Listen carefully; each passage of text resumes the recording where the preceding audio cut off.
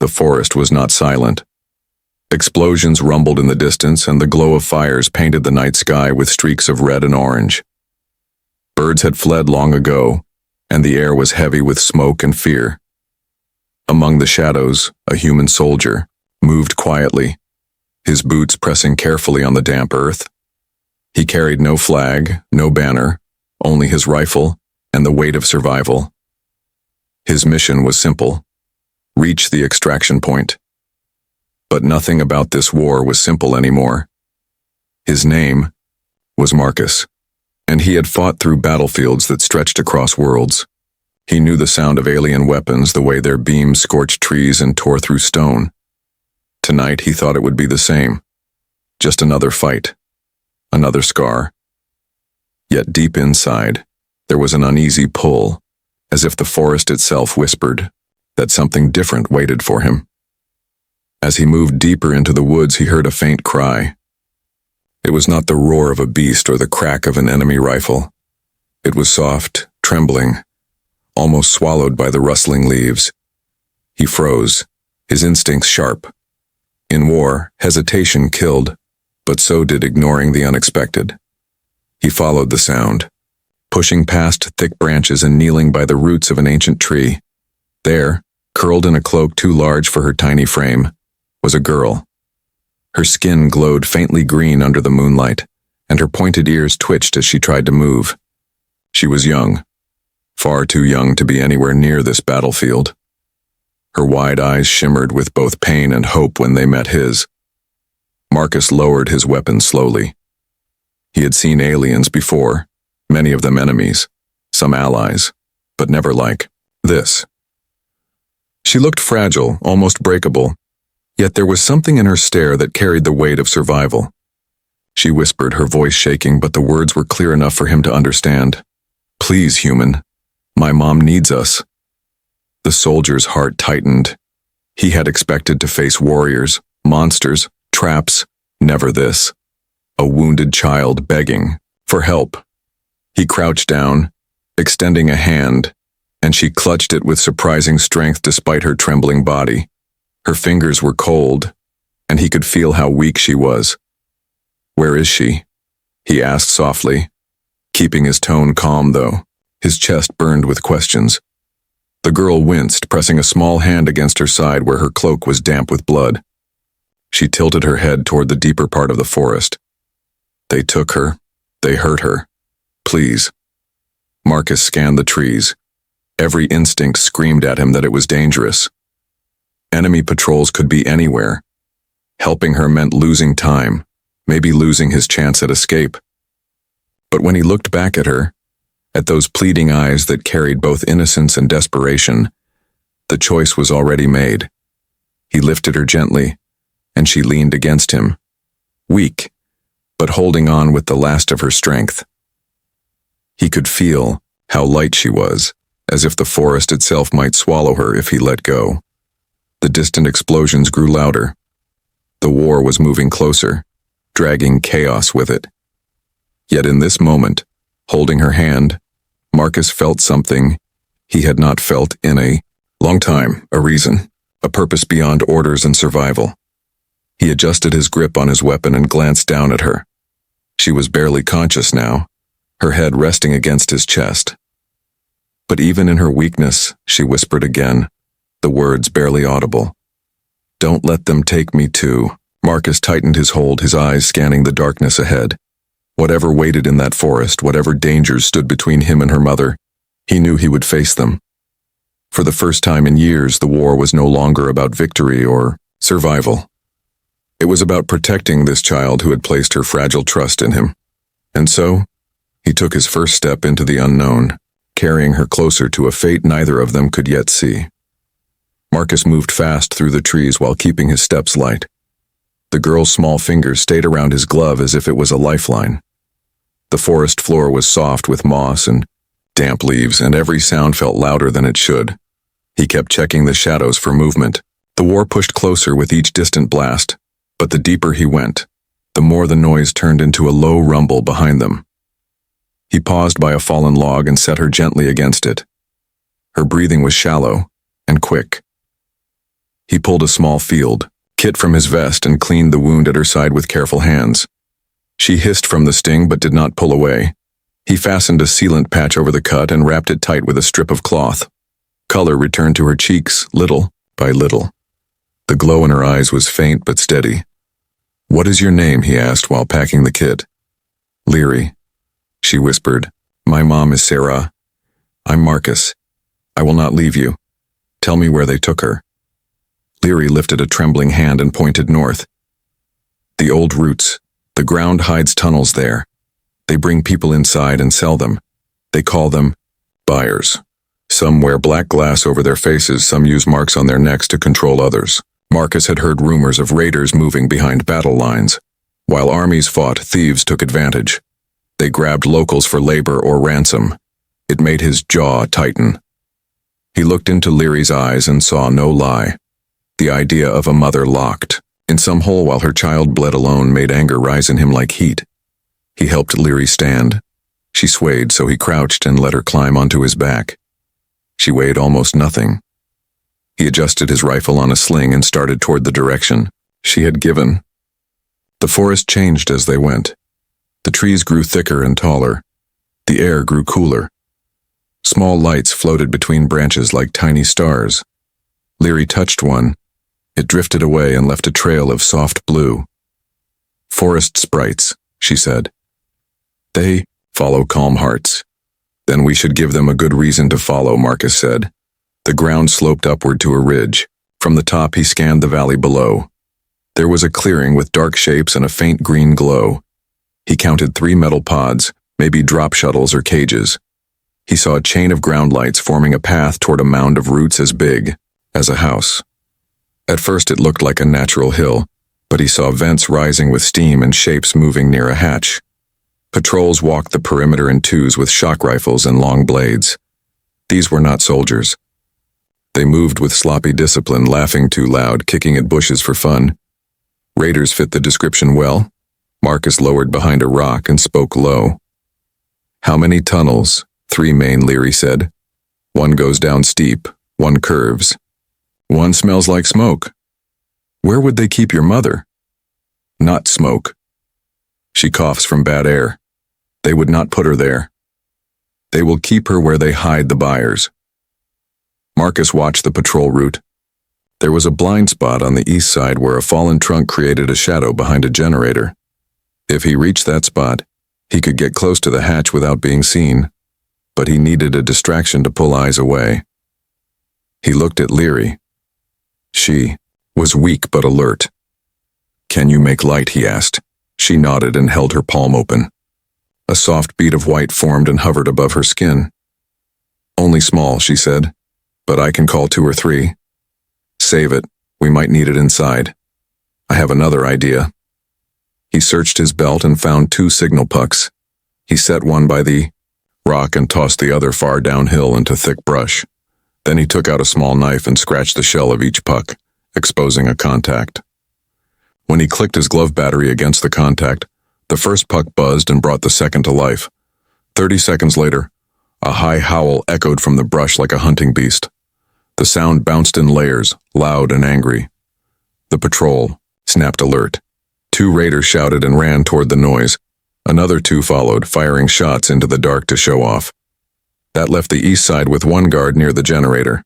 The man leaned forward, trying to see his friends, his back, to the hatch. Marcus moved. He slid down the ridge, keeping his body low. Leary held on without a sound, arms tucked to keep from snagging branches. They reached the generator shadow. The guard turned, perhaps sensing movement, and Marcus stepped in fast.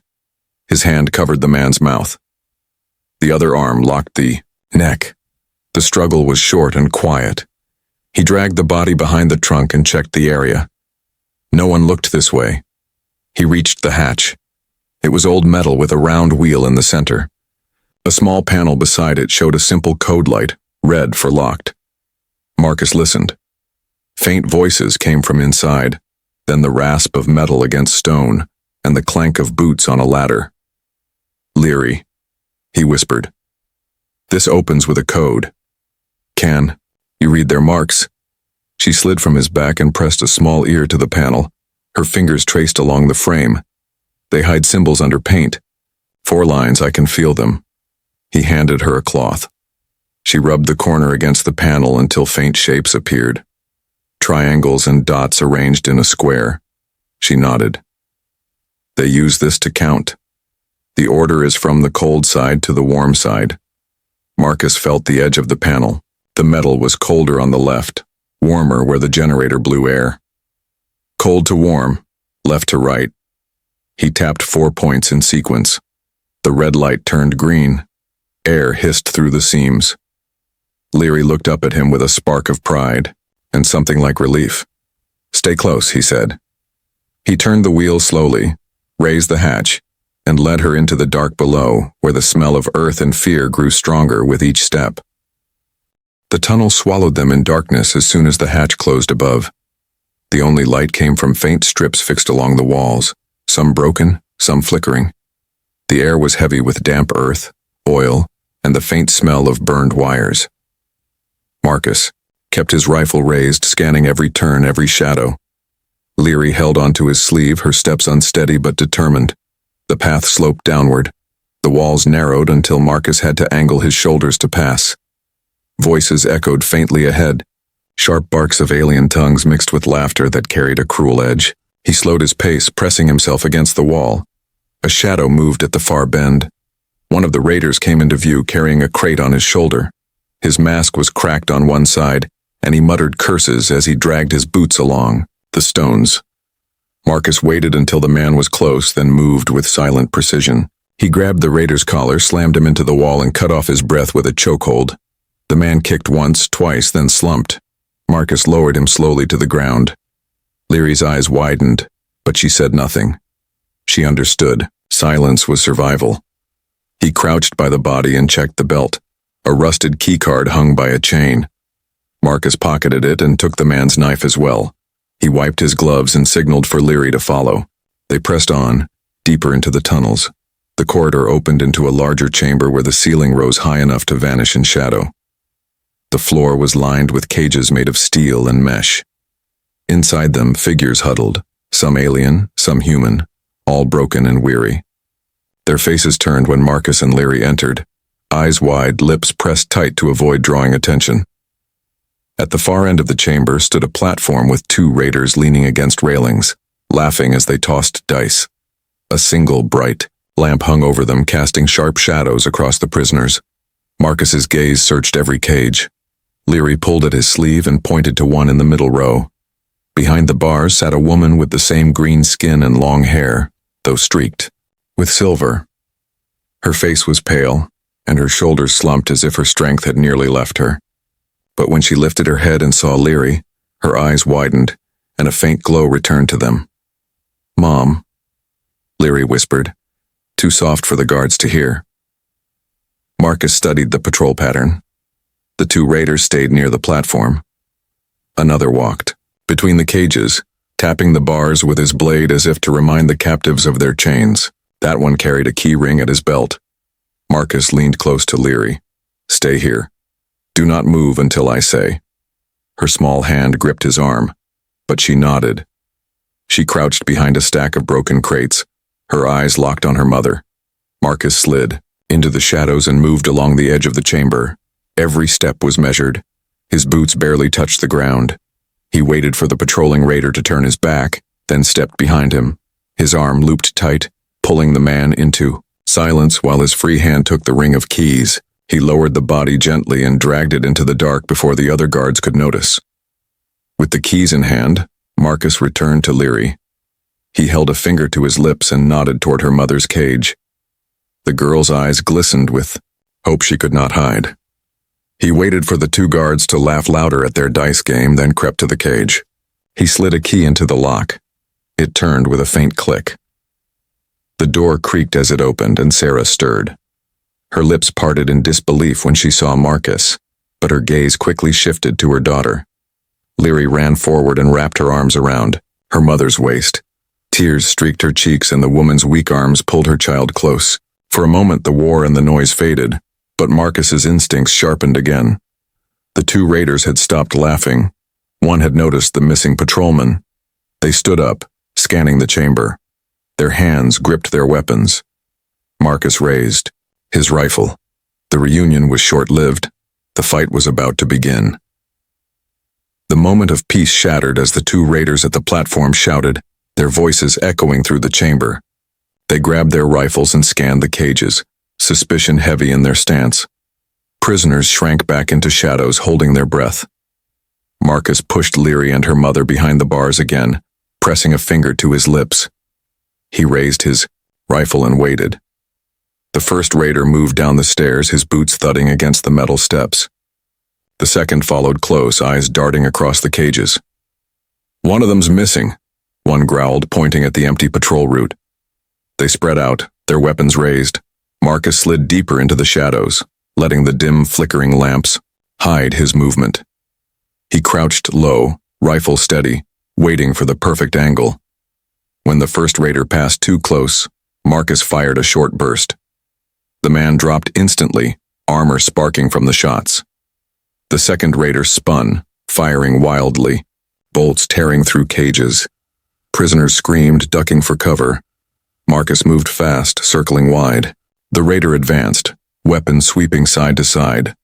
Marcus picked a gap in the patrol's aim and fired again. The shots struck true, sending the man crashing into a wall of cages. The clatter rang loud enough to rattle the tunnels. Silence followed, heavy and tense, broken only by the cries of frightened captives. Leary gripped her mother tightly. Sarah's eyes burned with both relief and fear. "More will come," she whispered hoarsely. "You must hurry." Marcus nodded. He unlocked the cage fully and helped Sarah to her feet. Her legs wobbled, but determination straightened her posture. "Can you walk?" he asked. "I will walk if my daughter walks," she answered, pulling Leary close. The prisoners in other cages pressed forward, begging for release. Hands reached through the bars, voices whispering, "Please, free us." Marcus's heart tightened. Every second here risked discovery, but leaving them behind meant sending them to certain suffering. He made his choice. Moving quickly, he unlocked cage after cage, shoving doors wide. The captives stumbled out, weak but alive, clinging to each other for support. Some were human soldiers taken in raids. Others were aliens, scarred and starved. All looked to Marcus, as if he carried the only hope left in the dark. The chamber grew louder with whispers, and that worried him. He signaled for silence, holding his rifle high as a warning. The crowd hushed, their fear heavy in the air. He guided them toward the hatch corridor, keeping Leary and her mother close. But before they could leave, a low rumble shook the ground. The sound grew deeper, like something alive moving beneath the tunnels. Dust fell from the ceiling and lights flickered harder. Leary's eyes widened. "They woke the Guardian," she whispered. Marcus frowned. "Guardian. They keep a beast below," Sarah said, her voice urgent. "It obeys the raiders. They feed it prisoners who try to run." The ground shook again, stronger this time. A roar thundered through the tunnels, a sound so deep it rattled Marcus's chest. The freed captives froze in terror. Leary clutched Marcus's hand tightly, her small body trembling. The roar grew closer, followed by the scraping of claws against stone. From the far tunnel, a massive shadow emerged, blocking the light. Its body was armored with thick scales that gleamed under the lamps. Its jaws dripped with saliva, teeth sharp enough to tear metal. Its glowing eyes locked onto the crowd, and its roar shook the chamber again. Panic rippled through the prisoners. Some screamed, some fell back against the walls. Marcus planted his feet, rifle raised. His pulse quickened, but his grip did not falter. He had faced monsters before, but never one like this. "Stay behind me," he told Leary and Sarah, his voice steady. The beast lowered its head, claws tearing at the floor as it prepared to charge. The war outside had already taken much from him, but now, deep underground, Marcus understood this battle was no longer about armies. It was about whether one human could stand between a child, her mother, and the nightmare that hunted them. And as the beast roared again, Marcus pressed the trigger and lit the darkness with fire. The chamber erupted into chaos the instant Marcus fired. Bullets sparked against the beast's armored scales, forcing it to stagger but not stop. Its roar shook the walls, sending prisoners scrambling into corners. The sound was so powerful that dust rained down from the ceiling like falling ash. Marcus kept his stance, rifle spitting bursts of fire, each shot aiming for the creature's eyes and joints. The beast lunged, claws crashing down where he had stood a heartbeat before. Marcus rolled to the side, the floor cracking beneath the monster's weight. The impact sent shockwaves through the tunnel. He came up on one knee and fired again, hitting the softer flesh around its gills. This time, the creature bellowed in real pain. Leary clutched her mother, tears streaming, but her eyes glowed faintly in the dim light. Her hands trembled, palms pressed together as if calling something unseen. Marcus caught the shimmer at the edge of his vision, but he could not stop to question it. The beast reared back, its head scraping the ceiling, and swung its massive tail across the chamber. The tail struck a row of cages with a thunderous crash. Metal bars flew like spears. Marcus dove forward, shielding Leary and Sarah with his body. A shard grazed his shoulder, tearing through armor and drawing blood. He winced but pushed the pain down. The captive screamed again, fear spreading faster than the fire from his rifle. "Keep them calm," Marcus barked at the older prisoners. "Quiet or we all die." The survivors huddled together, watching him as if he were the last wall between them and death. He tightened his grip on the rifle and advanced, step by step, toward the towering beast. It roared again, its breath hot and foul, its saliva sizzling as it hit the ground. Marcus lifted his last grenade from his belt. He pulled. The pin waited for the right heartbeat and hurled it into the creature's open jaws. The blast thundered, rattling stone and sending a shockwave that knocked prisoners to the floor. Smoke poured from the beast's mouth as it reeled back, screeching with fury. Marcus fell to one knee, chest heaving. His rifle was nearly empty, and he could already hear distant shouts deeper in the tunnels. More raiders responding to the noise. They had little time left. He looked back at Leary, who was glowing brighter now, her small frame trembling as light shimmered from her skin. "Her mother whispered. "She can call the forest energy, but it burns her if she holds it too long." Marcus stared at the child, the glow pulsing like a heartbeat in her hands. The beast lowered itself again, shaking off the grenade's smoke, and stomped forward, eyes burning with rage. Marcus raised his weapon one last time, ready to throw himself at it, but Leary stepped forward. "Stay back," Marcus warned, but she only looked at him, her eyes full of quiet courage. She thrust her glowing hands forward. A surge of white light exploded across the chamber, striking the beast in the chest. The force slammed it against the far wall, stone shattering from the impact. The monster howled, clawing at the light as if it were fire burning through its scales. The glow spread, wrapping around the creature like vines of pure energy. For the first time, Marcus saw fear in its eyes. It thrashed wildly, tearing at the ground, but the light held firm. The chamber shook as its body collapsed, finally crashing onto the stone floor with a heavy finality. Dust and silence followed, broken only by Leary's sharp gasp as she staggered. Marcus rushed to her, catching her before she fell. Her body was hot, trembling with exhaustion. "Easy, kid. You did it," he whispered. Sarah knelt beside them, her hands shaking as she held her daughter close. She can't hold power for long, it drains her. The freed prisoners slowly stood, their faces lit with awe and relief. They whispered about the human who fought, and the child who glowed like a star. Marcus ignored the whispers. He checked, his rifle empty. He looked toward the tunnels. The shouts were closer now. "We have to move," he said firmly. That wasn't the end. More are coming. He helped Sarah to her feet and lifted Leary in his arms. She was weak, her head resting against his chest, but her hand still gripped his shirt as if refusing to let go. The beast lay dead behind them, but the war of the tunnels had only begun. The tunnel smelled of smoke and blood as Marcus led the way forward. His boots struck the stone in steady rhythm, each step measured, each turn checked before he moved. Behind him, the freed prisoners followed in silence, fear holding their voices down. Some limped, others carried the weak, but all stayed close. He carried Leary in his arms, her small body still glowing faintly, though the light dimmed with every breath she took. Sarah walked beside him, her arm around a frail woman to support her. Her eyes darted nervously at every flickering light, every echo of boots ahead. "They'll hunt us," she whispered. "The raiders never let captives escape." Marcus gave her a sharp look. "Then we make sure they don't take us back." The sound of running feet confirmed her fears. From behind, shouts rose, voices calling orders in a harsh alien tongue.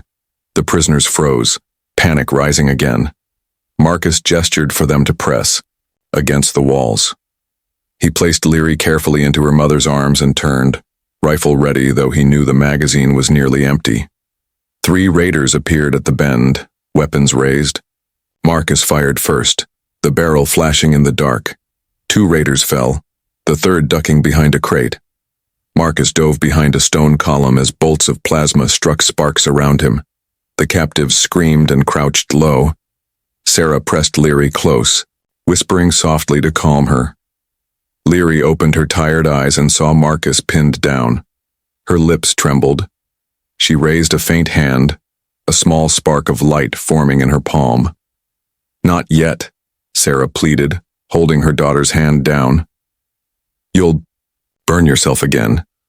Marcus shifted position, grabbed the fallen raider's weapon and slid it across the floor to his own hands. It was heavy, alien tech, but simple enough to understand.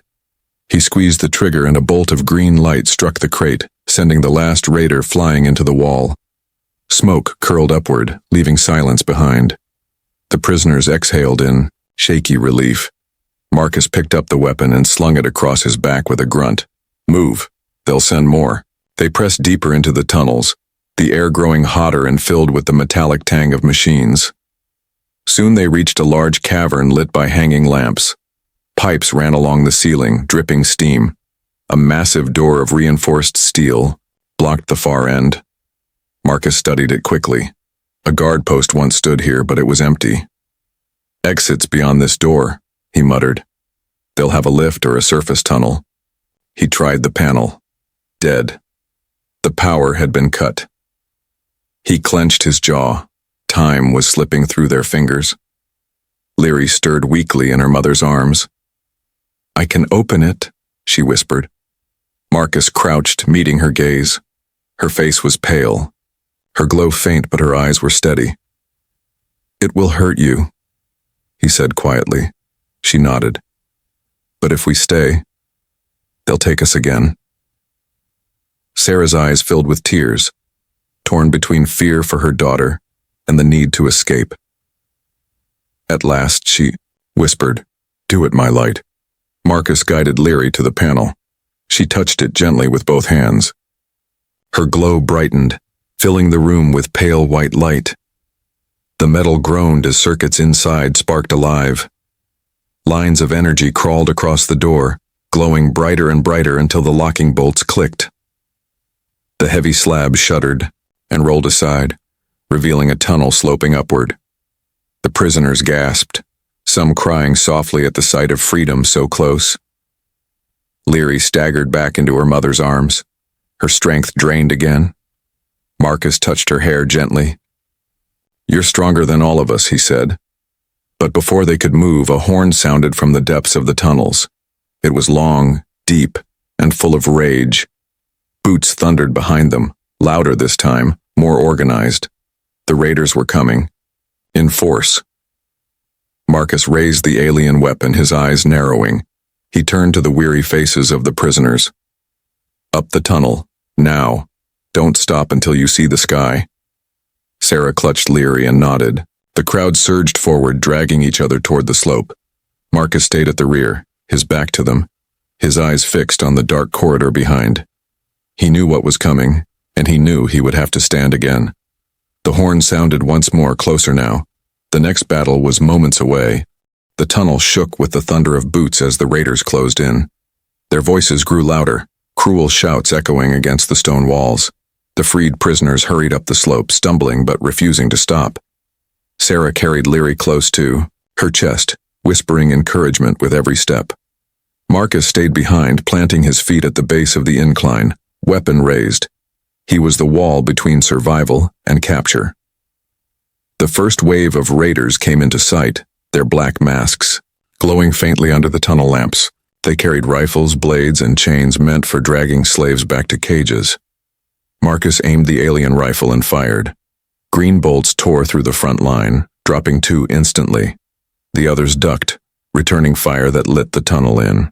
Bursts of heat and sparks. Stone shattered around him, and steam hissed from a broken pipe. Marcus crouched behind the metal frame of the heavy door, leaning out only to fire short bursts. The recoil burned his shoulder, but he kept his aim steady. Each shot pushed the enemy back, but more poured in to take their place. Above him, the prisoners reached halfway up the slope. Panic spread when some stumbled, but Sarah shouted for them to keep moving. Her voice was firm, her strength surprising despite her weakness. She kept Leary close, shielding her from falling debris. The raiders regrouped. One hurled a glowing sphere down the tunnel. Marcus saw it bounce and roll, leaving sparks in its trail. His instinct screamed. He grabbed the nearest piece of broken metal and hurled it at the sphere.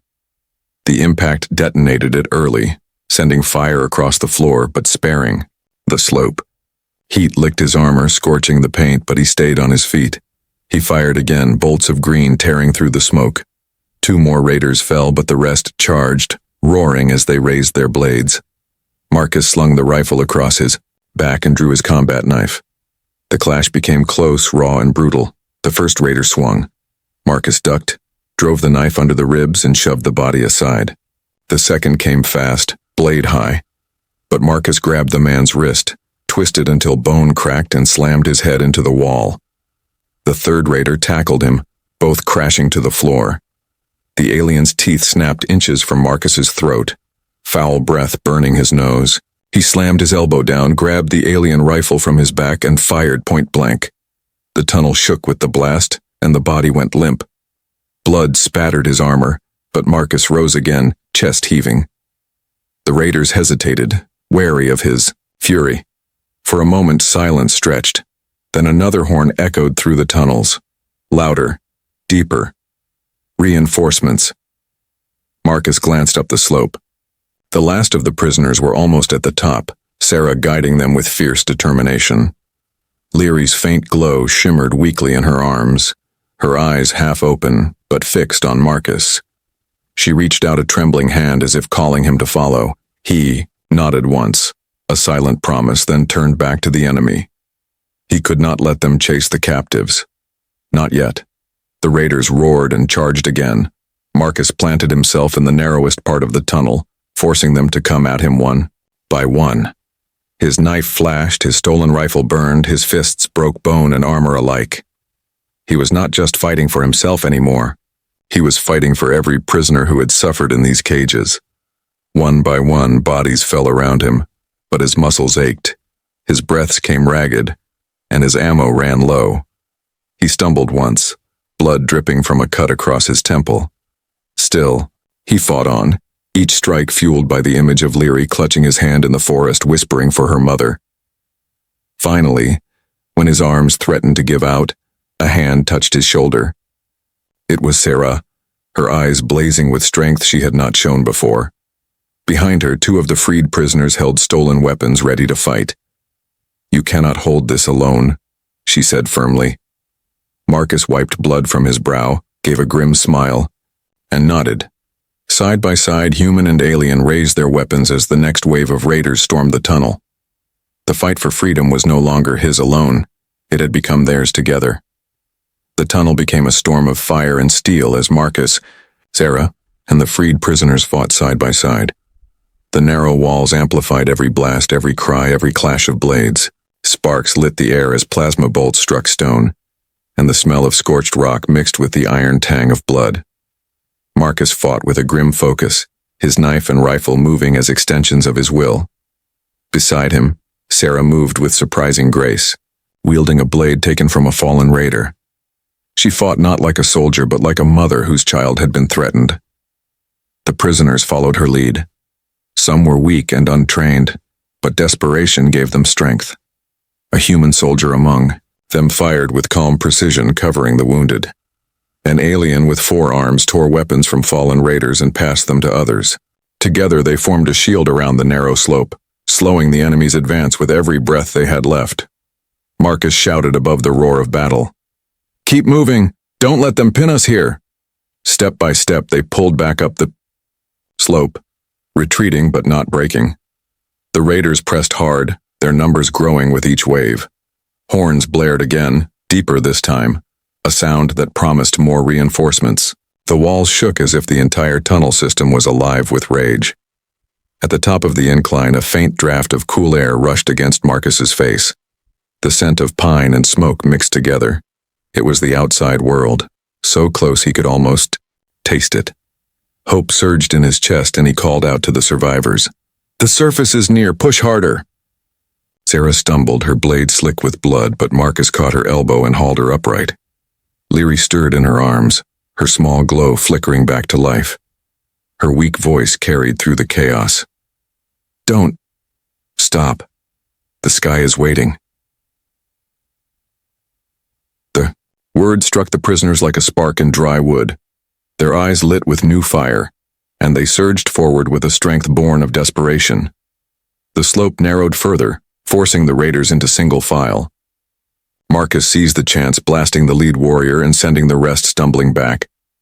Finally, they reached a heavy grate at the top of the tunnel. Faint light bled through the cracks. A prisoner pried at the bars with trembling hands, but they refused to budge. Marcus shoved him aside, braced his shoulders, and heaved with all his strength.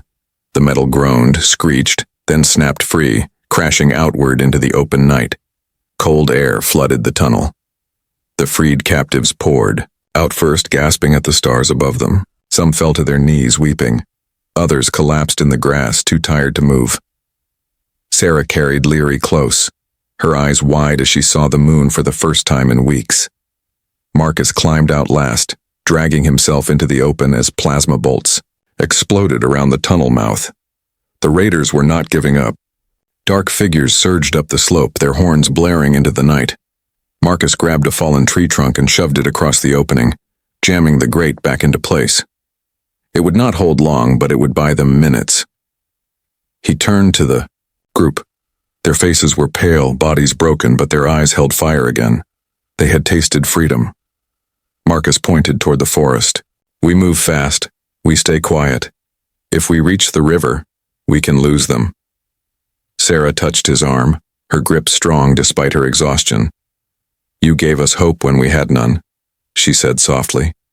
Her gaze shifted to Leary, who clutched Marcus's sleeve even in her weakness. "But they will chase us until one side falls." Marcus looked back at the blocked tunnel. He could already hear the pounding of claws and fists trying to break through. His chest tightened, not with fear but with resolve. The war outside still raged, but tonight, in this small corner of the galaxy, he had chosen his battlefield, and he would not let them take it from him. The night air was sharp and cool, filled with the scent of pine and smoke. For the freed prisoners, the open sky felt unreal after weeks in the dark tunnels. Some wept quietly as they stumbled through the trees. Others looked over their shoulders, fear etched on their faces. They knew the raiders would not stop. Marcus led them with steady steps, his eyes scanning every shadow. The forest was alive with distant cries, horns echoing from the tunnels behind. Faint red lights flickered in the distance where the raiders spread out, hunting like wolves. Their search beams cut through the trees, sweeping back and forth. "Stay low. Move fast," Marcus whispered, guiding them off the path and into thicker brush. His training told him the raiders would fan out, trying to surround them. The forest could hide them, but only if they stayed silent.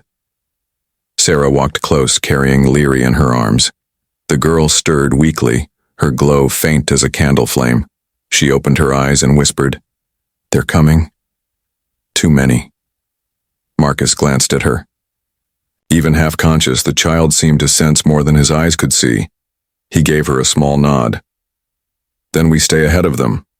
The group moved deeper into the forest, branches snapping softly underfoot. The moonlight cut through gaps in the canopy, painting silver lines across their path. For a moment, the beauty of it clashed with the terror pressing in from all sides. Marcus forced himself to focus. Beauty could wait. Survival could not. A sudden crack echoed through the trees. Plasma bolts tore into the ground, spraying dirt. Shouts followed as raiders burst from the left flank, weapons raised. Panic rippled through the prisoners. Marcus raised his rifle and fired back, green bolts striking two of the raiders down. "Run!" he barked. "Stay together." The survivors bolted through the undergrowth. Marcus covered their retreat, firing short bursts, then running to catch up. Sarah stumbled once, but Marcus caught her by the arm, dragging her upright without slowing. Leary clung to her, her glowing eyes fixed on Marcus like a tether of hope. The chase turned frantic. Raiders shouted in the alien tongue, horns blaring to signal their numbers. Beams of red light swept the trees, closing in like a net. Marcus gritted his teeth. If the group was caught in the open, they would not last. He scanned ahead and saw the glimmer of water, the river. Relief surged through him. "This way," he called, cutting through the brush. The group followed, crashing toward the sound of rushing water. They reached the bank, the current strong and fast under the moonlight. The river cut deep between rocky cliffs, its white foam shining like silver fire. Marcus turned to the group. "Into the water. It'll cover our tracks." Fear flickered across their faces. The current was rough and many were weak, but the sound of raiders crashing through the forest left no choice. Marcus waded in first, the icy water biting into his skin. He helped the first prisoners into the current, guiding them to hold onto branches and drift together. Sarah stepped in, holding Leary tightly. The child's faint glow shimmered against the water, making her look almost otherworldly. Marcus steadied them both, then pushed them forward. "Hold on to me," he said. The river carried them fast, pulling them away from the shore just as raiders burst into the clearing. Shouts rang out as bolts scorched the water. Sparks hissed across the current, but the force of the river swept the survivors beyond range. Marcus held onto a log with one arm, keeping Sarah and Leary close with the other. The cold cut deep into his bones, but he refused to let go. Around them, the other prisoners clung to debris, drifting together like a chain of fragile lives. Above, the forest lights faded. The horns grew distant. Only the roar of the river filled their ears now. Marcus looked at Sarah, at Leary's pale face pressed against her mother's chest. The girl's small hand still gripped his sleeve, even in exhaustion. He drew a deep breath, tasting both river spray and hope. They had escaped the raiders for now. But as the river twisted into darkness, Marcus knew the hunt was not over. Freedom was close, but the night still held dangers they had yet to face. The river carried them far into the night. The current slowed as the banks widened, and the roar softened into a steady rush. When Marcus pulled himself onto the shore, his muscles ached and his lungs burned, but he stayed on his feet. One by one, the prisoners crawled out beside him, coughing and shivering. Sarah staggered ashore with Leary still in her arms. The child, weak but breathing. The survivors huddled close, dripping and exhausted. Above them, the stars stretched across the sky, brighter than any light in the tunnels. For the first time in what felt like forever, they could breathe free air. Marcus scanned the forest around them. No horns, no searchlights, only the rustle of trees in the wind. For the moment, they were safe. He dropped to one knee, his rifle across his lap, and let his body rest while his eyes stayed sharp. Leary stirred and reached out to touch his arm. Her voice was faint but steady. "You didn't let them take me." Marcus looked at her small hand, glowing faintly against his armor. He gave a tired smile. "No one's taking you. Not while I'm here."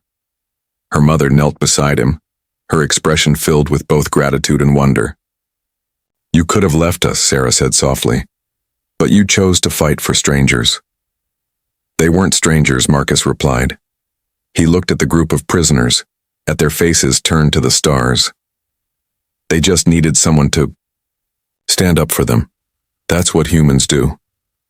Before he could say more, a snap of branches echoed in the dark. The prisoners froze, fear flashing in their eyes. Marcus raised his weapon again, every muscle tightening. Shapes moved between the trees. For a moment he braced for the raiders' final push, but then figures stepped into the moonlight. Soldiers in human armor, helmets gleaming, rifles steady. Relief surged through Marcus as he recognized the markings of his own unit. The lead soldier shouted, "Hold your fire! Survivors here!" The prisoners wept openly, some collapsing to the ground as the rescue team fanned out. Medics rushed forward, tending to the wounded. Sarah clutched Leary close as they checked the child, wrapping her in a thermal blanket. Marcus stood tall, his body aching but his mind alert. The commander approached, helmet under his arm. "Report, soldier. We lost track of you days ago." Marcus looked back at the tunnel in the distance where smoke still rose faintly. "I found more than a fight," he said. "I found people the raiders were using as slaves. We broke them out. The raiders won't stop hunting, but tonight we won." The commander studied him for a moment, then nodded with respect. "You've done more than most men could." As medics moved among the freed captives, Leary tugged weakly at Marcus's sleeve. He knelt down and her glowing eyes met his. "Will you stay?" she asked, her voice trembling. Marcus hesitated. The war still called him. Orders, battles, endless missions. But when he looked into her eyes, into Sarah's tired but proud face, he felt something stronger than duty. He placed a hand gently over hers. "For now, yes. I'll stay until you're safe." Her small smile was brighter than her glow. She leaned against her mother, finally allowing herself to rest. The night quieted. The stars shone above the forest, and the river carried its song through the trees. Around the campfires that the rescue team built, the survivors warmed themselves, their fear replaced with fragile hope. Marcus sat at the edge of the group, his weapon across his knees. He knew the war was far from over, but in this moment, surrounded by lives he had saved, he felt something rare. Not just survival, not just duty, purpose. He looked once more at Leary and Sarah, safe and alive, and a quiet thought settled in his chest. The galaxy was vast and full of cruelty, but as long as one human stood against it, there was always a chance for light, and tonight, that light had been enough.